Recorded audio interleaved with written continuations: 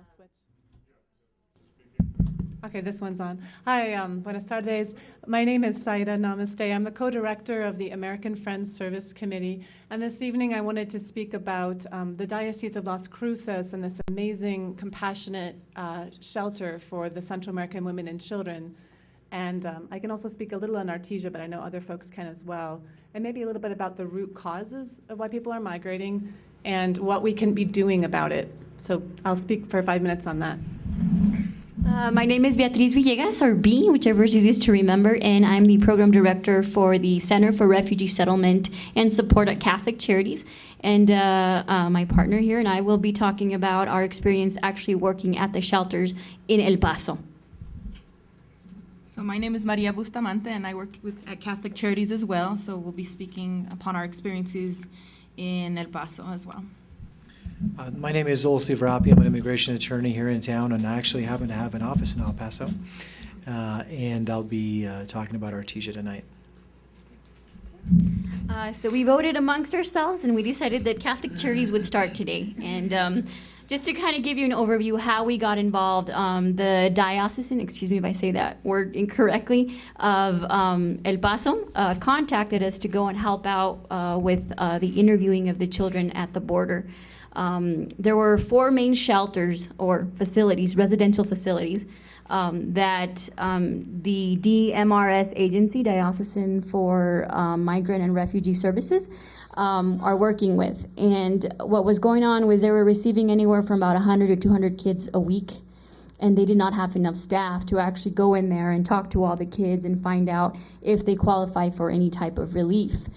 So we trained several of our staff at Catholic Charities, and we sent them down there. We were down there for about 6 weeks, and we helped out until last week to do these interviews. And basically what we were doing is every day of the week, we went to a different location. We were not able to disclose the location to anybody. It's a very confidential area. And we heard a variety of stories, which unfortunately were all very sad and negative. But we encountered a lot of children that were also coming from parts of Guatemala, and in Guatemala they don't speak Spanish. Spanish is not necessarily their first language. We saw a lot of people that spoke Quiche, Mam, Canjobal, Acateco, and a lot of these kids, we were not able to communicate with them and get their full story. So we had to wait normally about a week to find an interpreter that could help us out. That's not good because most kids were not going to be at those shelters for a week. Most of them were going to be transferred somewhere else. What we learned down there about the process is many of the kids would show up at the border either by themselves or somebody dropped them off, usually a smuggler. And at that point, what would happen is, Border Patrol would find them, keep them there for about 1 to 2 days, maybe a little bit longer, depending on the situation.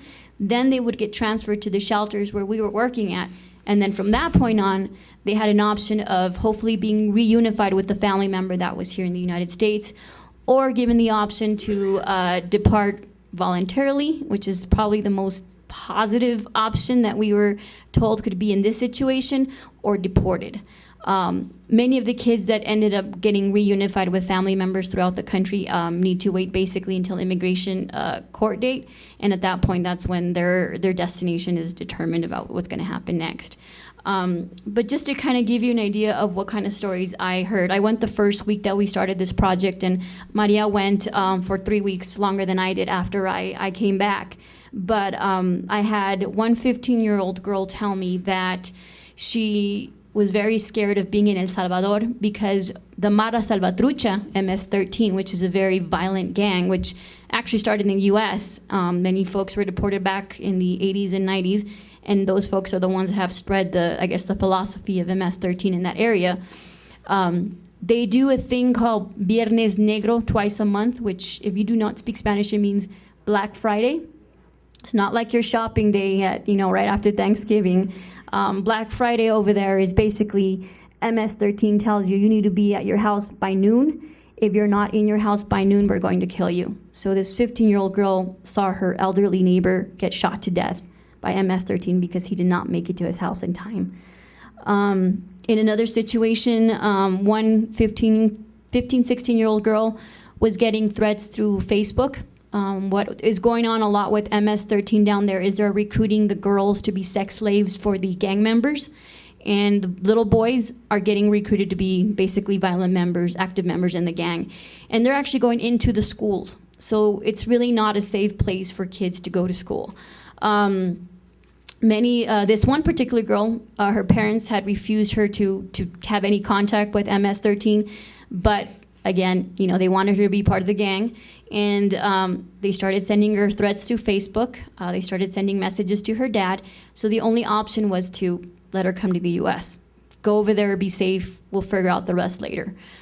In another situation, let's see, I had a 15-year-old girl with a 10-year-old traveling together. This was an aunt and a niece. The niece, 10-year-old little child, has her mom here in the U.S., so the aunt is the sister of this person. More than likely, what happened with this family was they paid about $8,000 a piece to get smuggled to the U.S. The smugglers took them to some house. They were trapped there for who knows how many days. They lost complete track of time.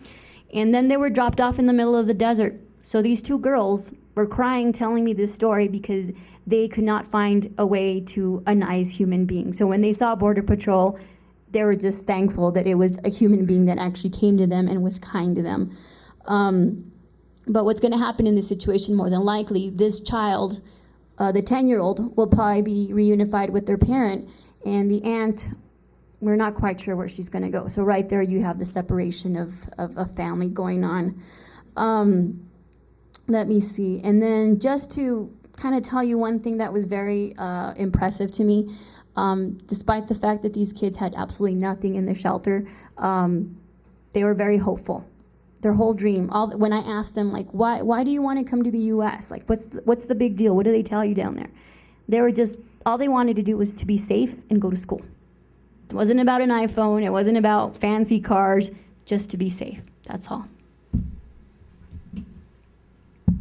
So I think I'd like to piggyback off of what she said. I think my youngest that I had interviewed is 5 years old, and he came with his sibling, his older sibling, 14 years old. Then I had kids in there that I spoke to that were probably, I had one situation where he was 17, and when you turn 18, they get transported to a different facility.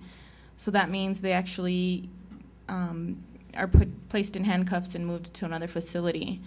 And so I had a situation where one of the kids was actually going to turn 18 in the facility. So some of those kids spent their birthdays in the facility. I think one of the ones that kind of sticks out in my mind, as Beatriz had mentioned, gangs were a huge story. After a while, when you would listen to these kids' stories, it was sad, but you could almost finish the story. They all kind of became similar stories.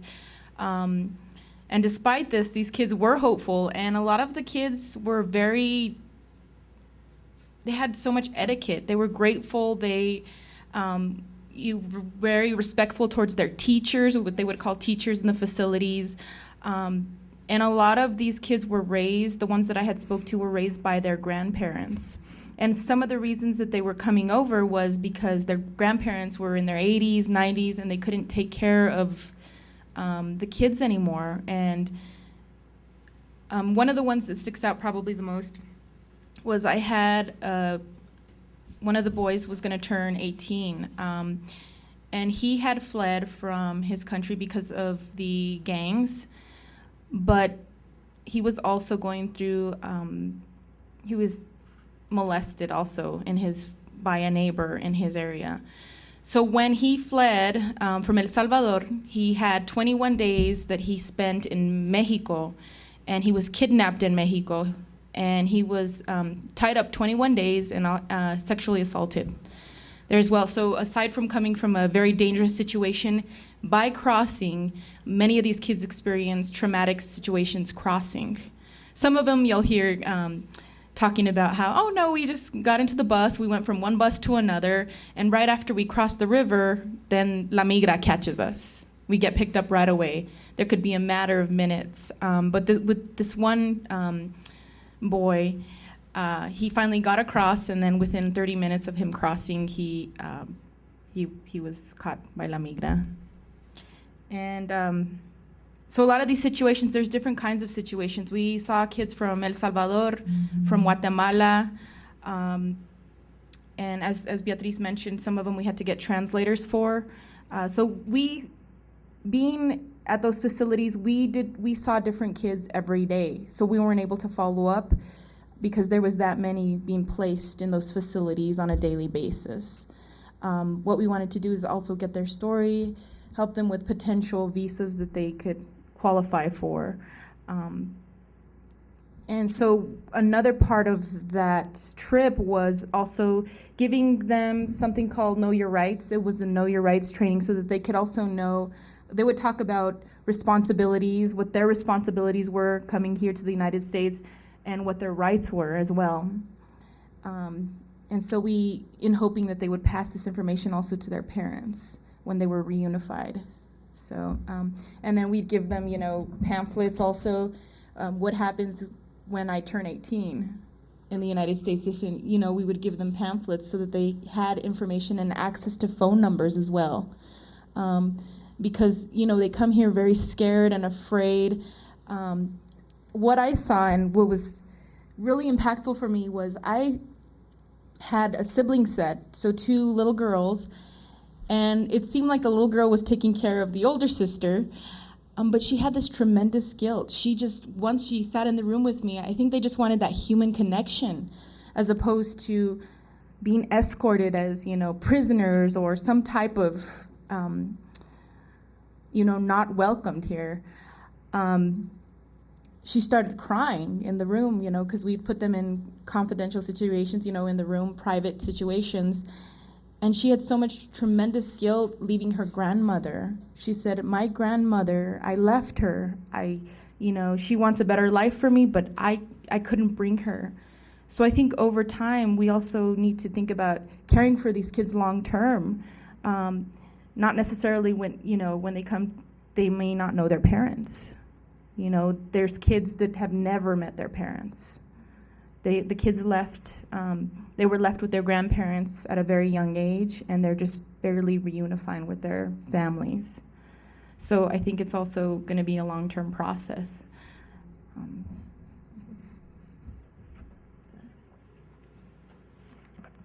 I can follow up with that because these are some of the stories that we hear from Artesia as well. Artesia is the so-called residential facility, whatever, it's a jail.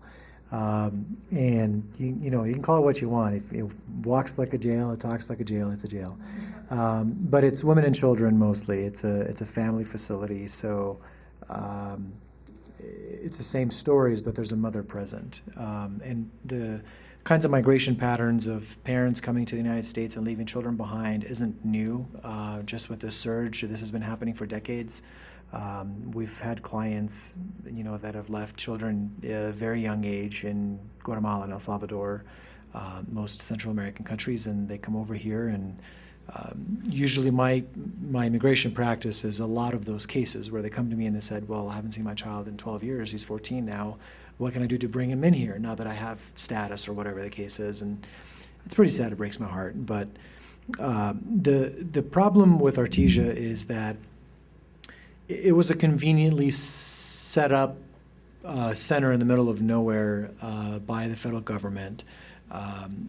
In the 90s, when there was a large influx of El Salvadorans and Guatemalans into the United States because either the natural disasters or the civil wars that were still going on, what they did was they just started detaining people in tents because at a certain point they were just letting them go because they weren't prepared for it.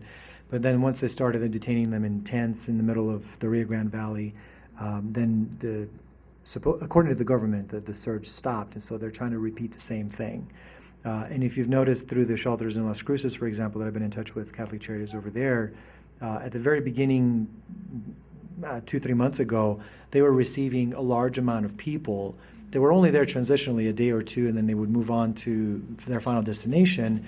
And then within about 2 or 3 weeks or 4 weeks of Artesia opening up, that source of people dried up because no longer were people being sent to shelters as a transition to their final destination. They were being locked up and placed in proceedings and going through this process to try to teach a lesson and send them back. The laws that they're applying in these cases are not new. They were passed in 1996. Actually, President Clinton signed them into law. And it's called expedited removal. If somebody comes without status, without papers at the border, they're issued what is called an expedited removal order.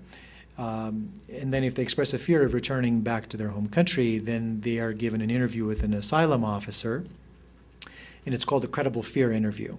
It's a very low threshold of just to weed out the cases that are frivolous. And if they find that they have credible fear, then that order of expedited removal order gets canceled and they get placed in regular deportation proceedings, at which time they would be eligible for bond and they could fight their asylum cases or whatever other relief they would have before an immigration judge, just like anybody else that gets picked up in the interior of the United States. And what's happened is that because there was such a large facility in the middle of nowhere, and they started, I think it has 600 plus beds in Artesia, and there's this is brand new, and it was set up overnight.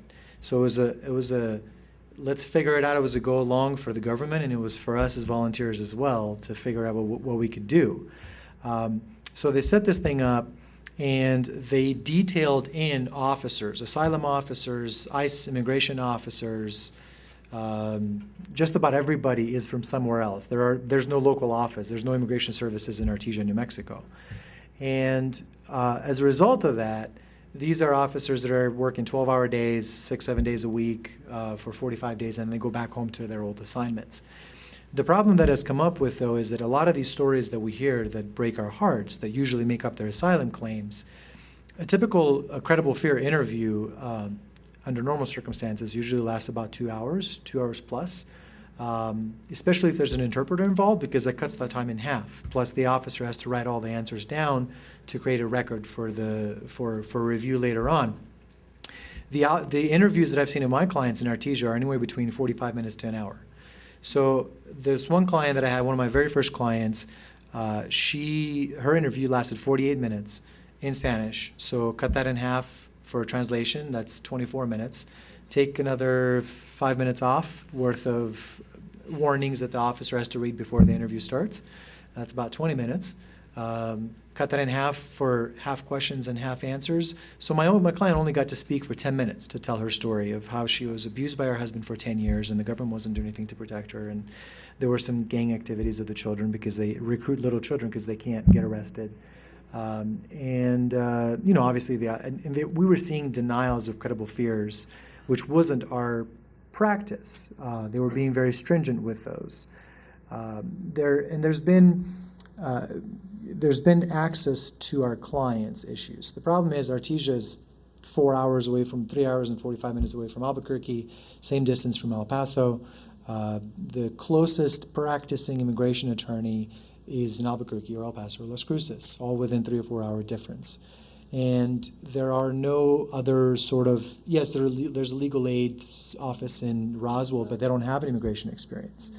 And so, even if they did, there's like 1 or 2 lawyers there and there's 600 detainees, so that they can't possibly do all of that. And what was happening is that we had a lot of support. I was there on July 11th, the very first time. This was about 2 weeks after Artesia had opened. And I was told I was the first lawyer to cross through the gate. And upon not even Know Your Rights presentations, actually the very first Know Your Rights presentation from DMRS was done 2 weeks after I got there. And they kicked him out after 35 minutes because whatever reason they gave them. So Artesia went 4 weeks without them even hearing what they could do with the case. Know Your Rights presentations are important, but they don't really help with the client's case because it's kind of like telling somebody, this is how you can do an appendicitis on yourself, but we're going to give you no tools, no medical doctor that can do that for you. So it's important to know what the appendicitis procedure is so that you know what you're going through. That's very important. However, there's no direct assistance, direct representation. And the other problem with Artesia is that the only nonprofits in the area, which was DMRS in El Paso, New Mexico Immigrant Law Center up here in Albuquerque, and Catholic Charities in Las Cruces, the big ones, they are grant restricted from providing direct representation to detainees in Artesia. So even though there was a lot of willingness, they couldn't. They are prohibited from answering. So if somebody said, well, I have this case, what about that? They would literally have to say, I cannot answer that question.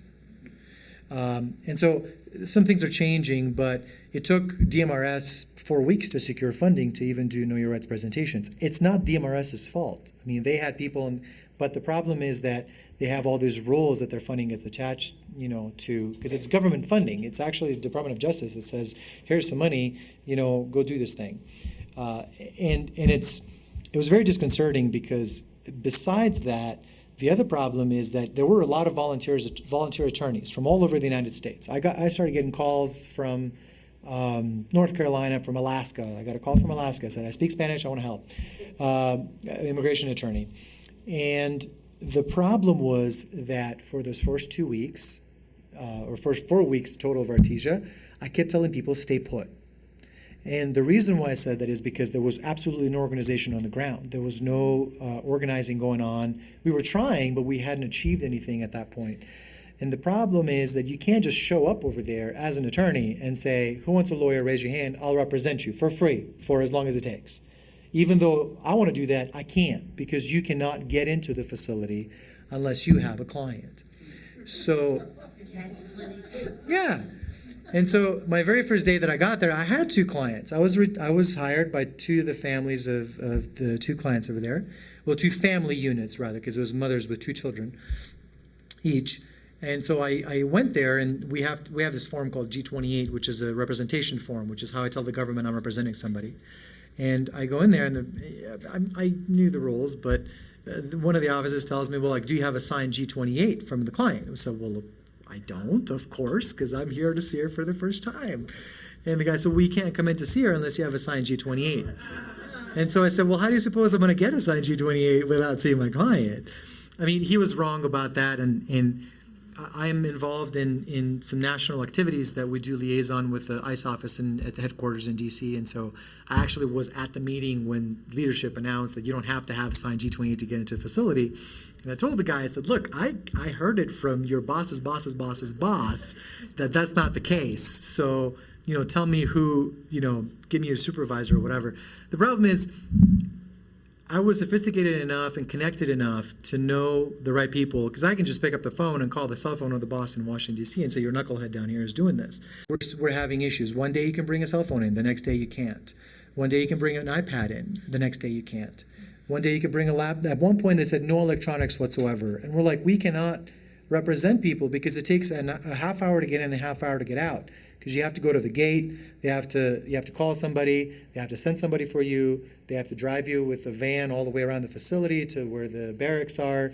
So literally it takes a minimum of 30 minutes from the gate to being in the room, not talking to the client, because it takes another 30 for them to bring them to you. But if I needed to print something, a declaration for my client to sign, or look up something on my computer or internet or whatever, it would take me an hour for each thing that I had to do. And they're like, well, where are the stays for the kids? And she's like, do we want one per each person? And she's like, well, there's no reason. You can't deport the kids without mom. Because the moment that you get mom either deported or out of the facility, the kids become unaccompanied minors, and they go to Office of Refugee Resettlement and on a different path. So you absolutely cannot deport. No, we will deny hers if you don't file theirs too. And I'm like, you are dead wrong about this. And, if I have to knock some heads to, prove that to you, I will. So it took us about, there's more to this, but it took us about 3 or 4 days to actually file the dang stay. And then the New York Times article comes out on Monday, and miraculously the stay gets approved 2 days later on Wednesday. And because the stay gets decided in El Paso, and they don't love me in El Paso, let's just put it that way, at the El Paso Immigration Office. I get respect, I don't get love. And so they figured it was that case because they knew I'd raised it up with them. And so client got out eventually, out of Artesia. She's in California now. But it took this huge, and by the time, just the government, as an aside, just the problem the government created by not calling me to tell me that they were pulling her in. I just calculated the numbers. Like I said, this was a paid client, but I'm going to write off that portion of the fees. It was about $8,000 worth of attorney's fees that I'm taking a hit on, because I just can't feel. I don't feel justified to charge a client for the government scripts. This is not the only case. This happens a lot. And she also got lucky that there was a moratorium on deportations at the time that this happened because of the chickenpox outbreak. Because otherwise, she could have very well been on a plane the very next morning by the time they were trying to figure out where and when I was going to get to file my stay of deportation.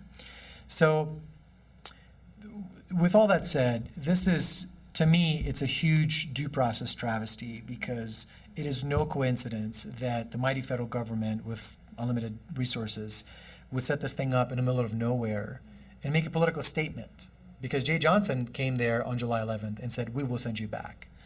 And that creates a problem not only in the political aspect of it coming into the legal process, but it's also those asylum officers that make determinations on asylum decisions, their paychecks get signed by Jay Johnson. So if Jay Johnson says, we will send you back, are you going to err on the side of finding credible fear for somebody, or are you going to err on the side of making your boss look good to the media and to the voters and whatnot? So now that time has passed, there's been enough organization. And so I was helping out with the initial steps of trying to put a system in place, and now the system seems to be operating. And again, we're trying to reinvent ourselves as well. And there's a steady flow of volunteers that are spending a week at a time, usually between 5 and 10 a week, from all over the country that are coming to Artesia, and it's great. And all on their own dime. They're just essentially quitting their practices for a week or two and just driving down and staying in exorbitantly expensive hotels in Artesia. They got, it's supply and demand. And a couple $100 a night average to stay in the middle of nowhere in Artesia in a motel.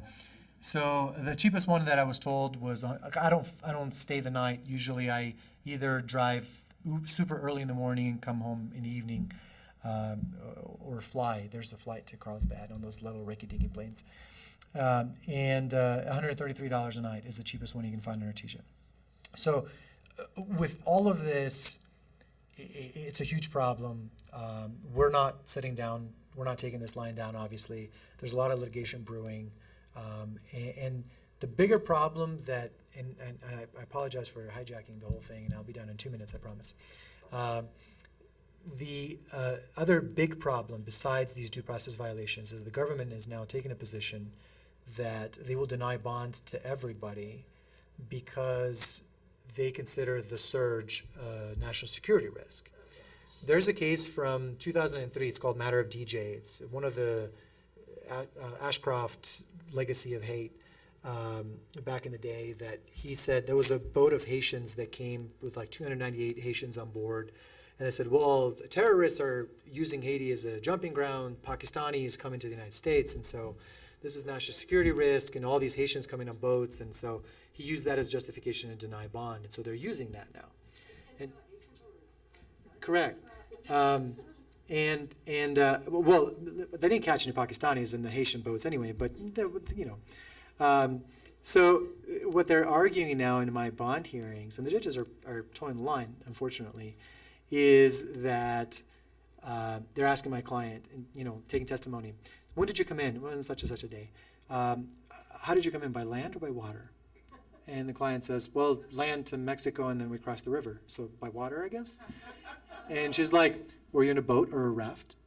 And the client says, well, yeah, I was in a raft with my 2 kids and 2 other women with their children.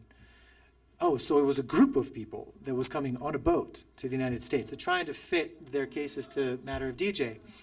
And so, but I mean, the judge that I had this, on the first case that I had like this, he had a very good sense of humor. And so after that, he, turns to me and says, well, Mr. Vrapi, would you care to comment on that? And I said, well, why, yes, Judge, of course I care to comment on that. And so I was cracking jokes at the government, and the judge was I was getting chuckles from the judge, which was very encouraging to me. But the problem with this is that they are claiming that these defenseless women and children are a national security risk, which is preposterous. And as a result, because the bond is a two-level determination, the ICE officers have the first determination to grant bond or not. And if you don't like that, or if they say no, you go to the judge. So they're saying blanket no at the first level, period, which is a blatant due process violation. And then at the judges are actually towing the line, and they're saying, oh yeah, I agree, national security risk, and denying. I was told by the volunteers on the ground that I was the first one to get a bond. This was about 2 weeks ago from this judge with this case. And he granted $25,000 bond, cash only. There's no sureties in immigration court. My client was fortunate enough that her family had a house that was all paid up, that they put up as collateral, so she got out of there, which is great. But, you know, I'm a lawyer. I cannot come up with $25,000. It would take me 6 months to come up with $25,000, you know, let alone, you know, immigrant families. So this is a huge problem, and this is being done to break them down and squeeze the humanity out of them until they give up and go home. Statistically speaking, they track these things. We've been tracking them for decades. Statistically speaking, somebody who is detained, just across the board, without looking at individual cases, has 2 to 3 times less chance of succeeding in their deportation case than somebody who is not detained. Government knows that. It's out there. It's public record. And they're using this as a tactic to squeeze the humanity of people until they give up and go home. I'm brewing some litigation myself because most of the litigation on detention issues has to happen in New Mexico, so I'm the guy for that. But there's national stuff going on as well. The problem with litigation is it takes a while. So these things, we will kick the government's butt. The problem is it might take 6 months, a year, and in the meantime, people are going to go back and die. So sorry, I apologize. So I'm going to end talking about almost the opposite of what Olsi has seen in our Artesia Detention Center. So for a brief window of time, we had something completely different in New Mexico, and it was because of the faith community that this happened. The Diocese of Las Cruces negotiated with the Department of Homeland Security to take women and children from Honduras, El Salvador, and Guatemala into their temporary shelter that they created and get them to their U.S. family. No $25,000 bonds, no immigration attorneys. It was on their own recognizance. No prison systems, no limited phone calls, none of this unjust, immoral system that is our immigration system. It was amazing. It opened on July 3rd, and I went down there to the shelter, and the women and children that were brought in, this was all created by volunteers. It was a beautiful space. It was a parish hall that had been converted, and everyone said it was one of the first times they were treated like human beings in their entire travels, from the reason why they left, which for every person there, it was because of violence that they were fleeing.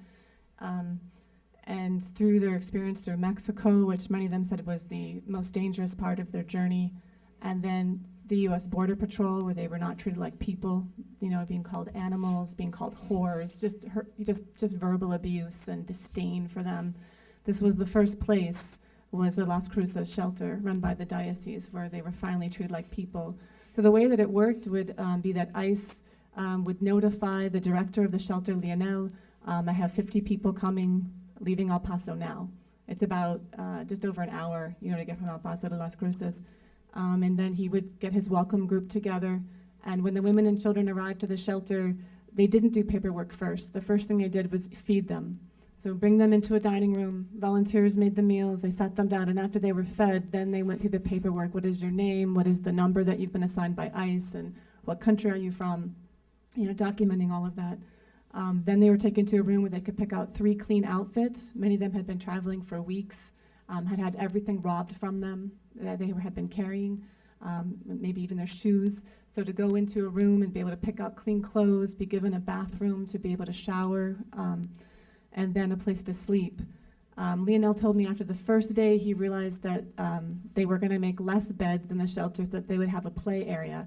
This was July in Las Cruces, so if you've been down there, it's really hot. And they did have an outdoor play area for the children, but they really needed an indoor as well during the hot part of the day. So they created a whole wonderful library. People donated thousands of Spanish language books. I was so happy to see that. There was a Lego set that the kids loved, was the Lego set. There was a TV that they could watch a film. But the room everybody wanted to go to was the Viajes room.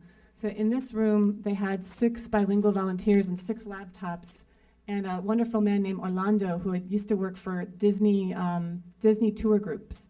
And he was really efficient at figuring out, who was their U.S. relative, finding a plane or bus ticket, and getting them out of the shelter within 2 days back to their American relatives. So that was the room everybody wanted to go to because they had come this long journey, and now they're finally going to be reunited with their family. And so these volunteers, had it all set up. It was just an amazing, it was a milagro. It was a miracle that in New Mexico, unlike other places where we saw people screaming at children, the government calling them terrorists, that here we had a faith community welcoming the stranger, bringing people in. And then what also was happening was that as word got out, I let people in Albuquerque know and said, I work at the border, I'm going down, I have room in my car, I'd love to take donations with me. I got so many donations, my car was filled, my living room was filled, my coworker's pickup truck was filled. This was the Mennonite Church, the Quaker Church, New Life Presbyterian, everybody who heard about it. And also non-religious groups like Unoccupy Albuquerque and people working against police brutality. We're seeing the links of all these issues. And so we had this amazing response, and we filled most of the storage space down there. So it was wonderful. The first few weeks, they were getting about 50 people a day. And again, on their own recognizance. And as they go to their U.S. relatives, they had to have volunteers who could take them from the Las Cruces shelter to the El Paso airport or to the Greyhound bus station and just, get them to their families, getting them reunited. And then while they're with their families, they wait for their trial. This is where they're going to have their asylum hearing. So they've passed the credible fear that Olsi mentioned. And these trials were being scheduled months out and sometimes more than a year out. So they were going to be in the United States with their relatives waiting for their trials. And then it very abruptly stopped. Just all of a sudden, ICE would not give any more folks to the diocese. Didn't say why, said it was temporary. They had an agreement that was supposed to go till August 30th. And then there was this abrupt end. And it's interesting that Olsi mentioned that as this Artesia detention center was being built and 600 beds, and who's profiting from those 600 beds? And this moving people from this compassionate, humane response to suddenly not doing that anymore. It's interesting, we can all kind of wonder what it was that as word got out about this is a different way. I have the answer to that. The reason is because they were being let out in shelters because these family detention centers were not set up yet fully. So the Artesia was set up, and until they went to capacity, which was towards the end of July, that took all the flow of those families. And there was also another detention center, which is a private detention center by the Geo Group in Karnes County, Texas. Now we're out of San Antonio, which also has another 600 or 800 beds. And so that was a temporary thing until they could teach the lesson through these things, and that's why that dried up. That's the answer that they give. But I understand. I hear that's the government's official answer. But there was this moment, where this was the response. And again, no bonds, no immigration lawyers, no prison system, not at all. This was this moment that we had here. So I just wanted to share that I think that we hear a lot of horror stories, but it was an amazing response. It was put together. It was a 24-hour shelter. It took 150 volunteers to run it, and that was the faith community jumping in when there was that opening to do that. So for those few families, those women and children, they had a different experience. And I wish we could replicate that more. We need to find those holes the way the diocese did. And they couldn't do it alone. That was a tremendous amount of work. They needed the support of the rest of New Mexico to make that happen, and people did that. So I think we have to keep looking for those kinds of things to do, too. How can we do that? And we need to keep talking about root causes, because we hear people criminalize people, and we don't look at U.S. culpability, and why are people fleeing these countries? What are our trade agreements? What are these maquiladoras that the border immersion experience saw? What is the violence happening there? What are the coups and the dictators, and who are we propping up? And what are we funding? So I think that we need to change the debate and talk about root causes and not just about pitying people, but understanding that we are also responsible in some way, and so we need to have a different response. So I wanted to share that there was a different response. There was a gap and something was filled, and so we have to keep our eyes out for how to do that again, because we did it and it was beautiful. And for those women and children, it meant so much to be in that shelter with them. It was such an honor to be with these families who had been through these horrors and finally were going to have a different life. And I wanted to share one quick story. I appreciate the stories that Bea and Maria shared about individuals. There was a little boy named Oscar, And when I was at the facility, I was walking around with Lionel and Orlando, and he kept following us around and coming up with a reason to talk to us. So he kept complaining about his sisters and complaining about the movie, and he just kept coming over to us. And Lionel and Orlando I think they're deacons, and they wore crosses around their neck, and they had the button-down shirt tucked in. And so the little Oscar tucked in his shirt, and he found a rosary, and he put it around his neck. So he was obviously trying to imitate these two men, and he just really wanted to be with us. And I found out that another thing that's unjust about our immigration system is, as the women and children came to the border, if they're from Guatemala, Honduras, or El Salvador, they're, because of a 2008 human trafficking law, they're separated out and they go through a different process. But if there are men with them, if it's a father with a child, if it's a husband and wife with their children, the men are not given that process, and they're taken away. And so the women who were the most distraught in the shelter, the women that couldn't sleep at night, that cried at night, were the ones that didn't know what had happened to their husbands, and the children who didn't know what happened to their fathers. And ICE refuses to even tell them if they had taken them to El Paso or to a detention center in the United States, if they had sent them to Mexico, or if they had deported them to their home country, which would be a death sentence to be sent back to Honduras, El Salvador, or Guatemala. Wouldn't even tell them. And they would beg Lionel, can you find out what happened to my husband? Can you find out what happened to my daddy? And Lionel would try, and ICE wouldn't give a reason. They would just say, no, we're not going to tell you what we did with them. So I think that little Oscar was following these men around because I think that he missed his dad, and he was really looking for something like that. So it was just one more thing about our unjust system. But I did want to share with you this compassionate way, and we can keep looking for how we can continue that and fight back and do those things. So thank you.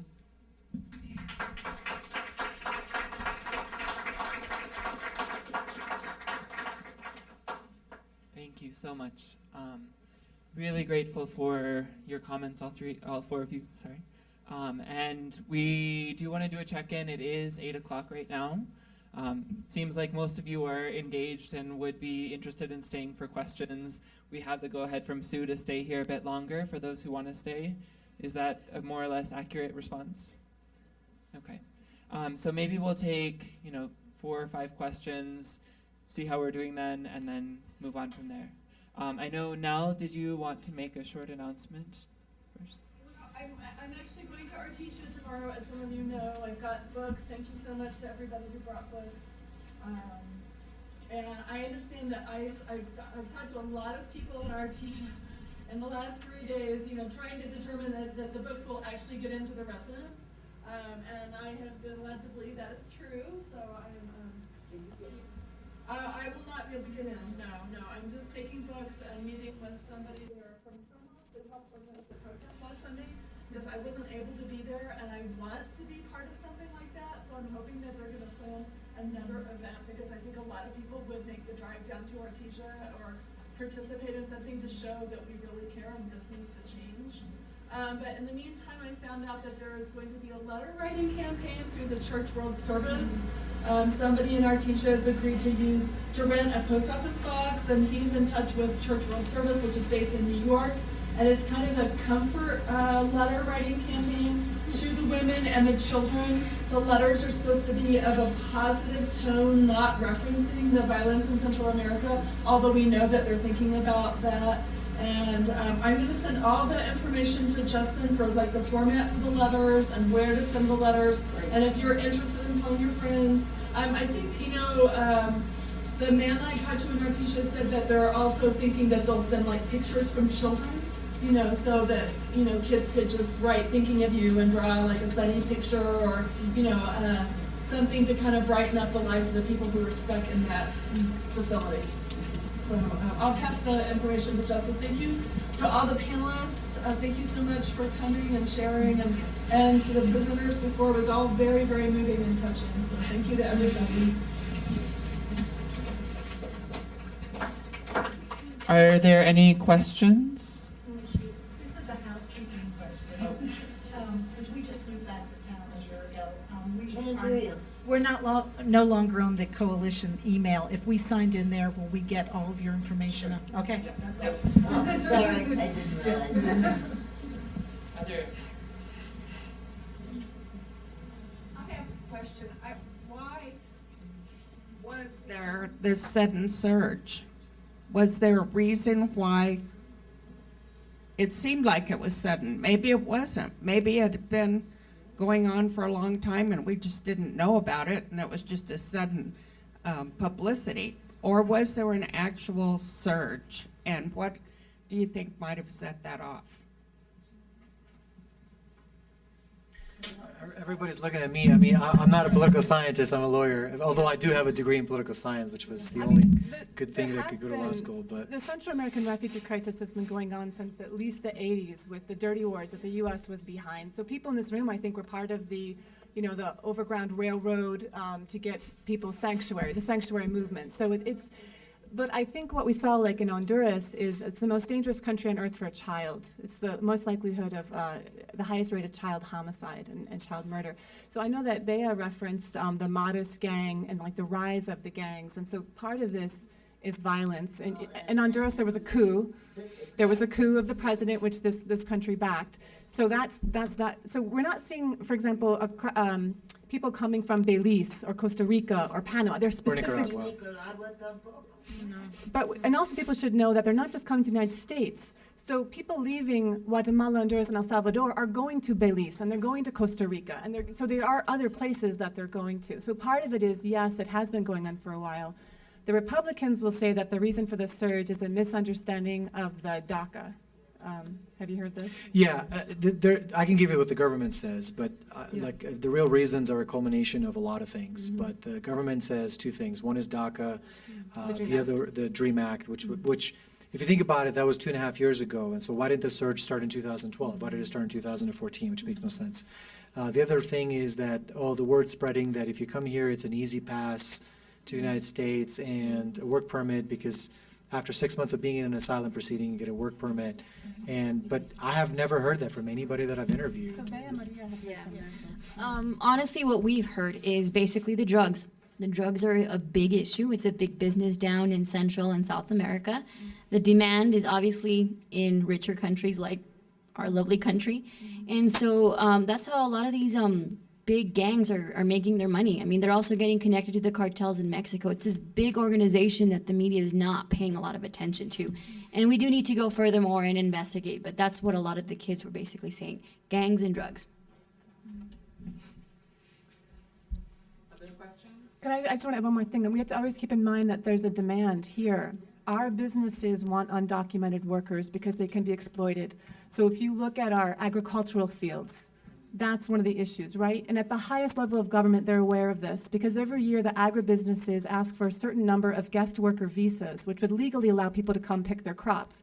And every year the U.S. government the Department of Labor gives about 10% of the visas asked. So at the highest levels of government, they understand that undocumented workers are what are wanted because they can be exploited. The same in construction, the same in landscaping. Our economy is built on undocumented people, exploiting them so that we can have cheaper goods. The cheaper goods are made there, and then the people are brought here. So we have to keep that in mind, too, that there's a demand side. And then, as Bea and Maria just said, the drugs, that's our demand side, too. So we have a lot of responsibility in, why are people moving like this? And then one more thing to add that, again, it hasn't been too much in the media, but it is something that we kind of did notice a little bit is the human trafficking aspect of it. I think with some of the girls that we did speak to, some of them were being taken into Mexico and raped and whatnot. And although we weren't quite able to discern if it was a true trafficking case, we're kind of certain that it was going down that path. And again, it's a matter of more research and getting more information from these situations. Well, and what we heard a lot of too was that they would go down through Mexico and being extorted for money for fear, the patrullas, they would call them the police in Mexico. So they would request money to let them through. So there was a lot of talk of corruption and extortion. Yeah. And sexual assault from police officers in Mexico too. I heard that from a client. I think one of the other important things to note is that a lot of Mexican immigrants who are in the U.S. have been kind of pitted against the Central American refugees coming. Refugees is a word that some would use and others wouldn't. But El Centro and Somos and other organizations that work primarily with Mexican immigrants and immigrants who have been here for many years are recognizing that there's some fighting going back and forth as far as if we're being pitted against this community, and if there's all of a sudden a lot of sympathy from congregations and other faith communities and organizations to support Central Americans who are reasonably fleeing violence. Why is there not that same support for Mexicans who are fleeing violence right now and those who have been in the country for a long time? Sue does have a little donation jar that's going to be passed around if anyone would like to contribute to Nell's Gas to get down to Artesia. Other question? Done. A question for Sayrah or anyone on the panel here. Which officials, state, federal, are most important to contact on these things? I would say everybody and anyone that you can contact. I mean, the best thing that I would encourage everybody to do is take these stories that we have all shared with you, share them with people that you know, share them with senators, representatives, and just get the word out. I think, unfortunately, we're such a media-oriented community, and sometimes we get the wrong message in the news, for example. And so we need to debunk those myths that are sometimes created through the media. So just share the stories. I think some of the sympathetic of the 5 members of our congressional delegation, Ben Lujan has been the most sympathetic. On the floor of Congress said, I was raised in a church and I was not raised to treat people this way. He was talking to his right-wing colleagues about, we don't treat children this way in my church. So he's been the most vocal. Yeah, I would say of the 5, I would say, though, in my opinion, Ben Lujan has been the most vocal about what's happening. And then on the state side, some of the state legislators have been asking, like Tim Keller, like, what can we do? What they are not sure, like, what is the ability of the state legislature, which we have such a short session, but they're in interim committees right now. What could be done as a state? So I think that some people are, we're not really sure, but I think wherever we can find pressure points, it's important. Hit the politicians. I mean, calling ICE officials is not going to do any good. I mean, they're foot soldiers. They have orders. They're going to do what they're going to do. But the politicians, so that they can be sensitized to the situation, because the problem is that they're being fed a bunch of crap from the Department of Homeland Security when they go to congressional hearings and they say, oh, look at, all these surges of whatever, and they need to understand that that's not the case, and they need to feel the pressure from their voters. Maybe one more question. All right. I guess I would be curious to know if you can think of other ways that congregations or communities or individuals could engage on this issue. Well, one thing that we do ask, and I know it's been mentioned by all of us, is just be patient for now, because we are still, the processes to figuring out how to help out are changing constantly. So that's the only thing I would ask right now. Just be patient and then just contact, anybody. Representatives, yes. And grassroots movements are also very important because, talk to the media, talk to, the march, even though, it was a small, I don't mean small, it was a pretty good march, but it didn't receive as much media attention as it should have. It still makes a difference because they get the message, and we need to keep that pressure up, because what the government's doing right now is they're just holding out. They're holding out that the volunteers are going to die down on our end, the legal end of things. They're going to hoping that this whole situation is going to be forgotten, and then Artesia will just continue the mighty deportation wheel. We just need to keep that pressure. Thank you all. Really good to have you, Beatriz, Maria, Olsi, and Sayrah, who is left. And thank you all for coming.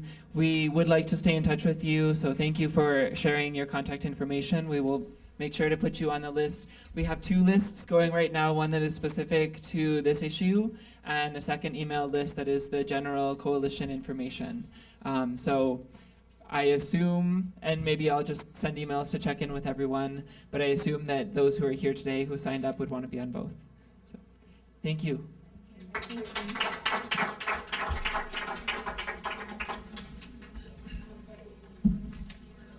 Is